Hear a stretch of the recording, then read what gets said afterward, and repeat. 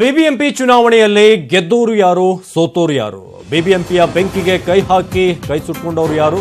ಇದು ಇವತ್ತಿನ ಈಗಿನ ಬ್ರೇಕಿಂಗ್ ನ್ಯೂಸ್. ಸದ್ಯಕ್ಕೆ ನಿನ್ನೆಷ್ಟೇ ಚುನಾವಣೆ ಆಯಿತು, ಫಲಿತಾಂಶ ಕೂಡ ಬಂತು. ಬಿಬಿಎಂಪಿ ಬೆಂಕಿಗೆ ಕೈ ಹಾಕಿ ಸುಟ್ಟುಕೊಂಡವರು ಯಾರು? ಸಾಲು ಸಾಲು ಅವಕಾಶಗಳನ್ನು ಕೊಟ್ಟರು ಕೂಡ ಯಾವುದೇ ಅದೃಷ್ಟ ಕೈ ಹಿಡಿತಿಲ್ಲ. ನಾಯಕರ ಒಳ ಜಗಳವೇ ಪಕ್ಷಕ್ಕೆ ಮುಳುವಾಗಿ ಹೋಯ್ತಾ?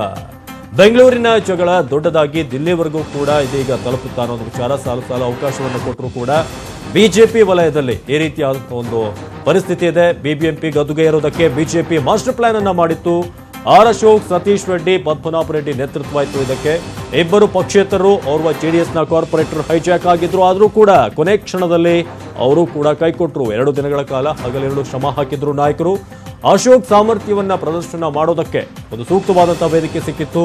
ಕೊನೆ ಕ್ಷಣದಲ್ಲಿ ಫ್ಲಾಪ್ ಆಯಿತು ಬಿಜೆಪಿಯ ಮಾಸ್ಟರ್ ಪ್ಲಾನ್. ಬಹಳಷ್ಟು ನಿರೀಕ್ಷೆ ಇಟ್ಕೊಂಡಿದ್ರು, ಹೆಚ್ಚಿನ ಸಂಖ್ಯಾಬಲ ಇದ್ರೂ ಕೂಡ ಅದರಲ್ಲಿ ಕಂಪ್ಲೀಟ್ ಆಗಿ ಮೆಜಾರಿಟಿ ಪಡೆಯೋದಕ್ಕೆ ಸಾಧ್ಯವಾಗಿಲ್ಲ. ಬಿಜೆಪಿಗೆ ಕೊನೆ ಕ್ಷಣದಲ್ಲಿ ಪಕ್ಷೇತರ ಸದಸ್ಯರು ಕೈಕೊಟ್ಟರು. ಬಿಜೆಪಿಯಿಂದ ಕಾಂಗ್ರೆಸ್ ಮತ್ತು ಜೆಡಿಎಸ್ನ ಸದಸ್ಯರು ದೂರ ಸರಿದು ಆರ್ ಅಶೋಕ್ ಅವರಿಗೆ ಈಗ ಮುಖಭಂಗ ಆಯಿತು. ಕೈಕೊಟ್ಟರು ಅರವಿಂದ್ ಲಿಂಬಾವಳಿ ಅಂಡ್ ಟೀಮ್ ಕೂಡ ಕೈಕೊಡ್ತು. 4ನೇ ಬಾರಿ ಆರ್ ಅಶೋಕ್ ಮುಖಭಂಗವನ್ನ ಅನುಭವಿಸಬೇಕಾಯಿತು.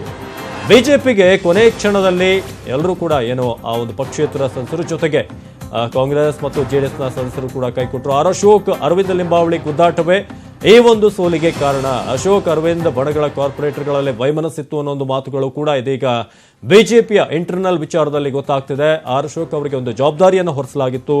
ಬಿಬಿಎಂಪಿಯ ಗದ್ದುಗೆಯನ್ನ ಹೇಗಾದ್ರೂ ಮಾಡಿ ಬಿಜೆಪಿಯ ತೆಕ್ಕೆಗೆ ಬರಬೇಕು ಅಂತ ಆರ್ ಅಶೋಕ್ ಅವರಿಗೆ ಒಂದು ಜವಾಬ್ದಾರಿಯನ್ನು ಹೊರಿಸಲಾಗಿತ್ತು. ಯಾಕಂದ್ರೆ ಬೆಂಗಳೂರಿನಲ್ಲಿ ಪ್ರಭಾವಿ ಶಾಸಕರು ಅನ್ನೋ ಒಂದು ಪ್ರಭಾವಿ ನಾಯಕರು ಅನ್ನೋ ಒಂದು ಟ್ಯಾಗ್ ಇದೆ ಅವರಿಗೆ. ಹಾಗಾಗಿ ಈ ಬಾರಿ ಕೂಡ ಆರ್ ಅಶೋಕ್ ವಿಫಲರಾಗಿದ್ದಾರೆ.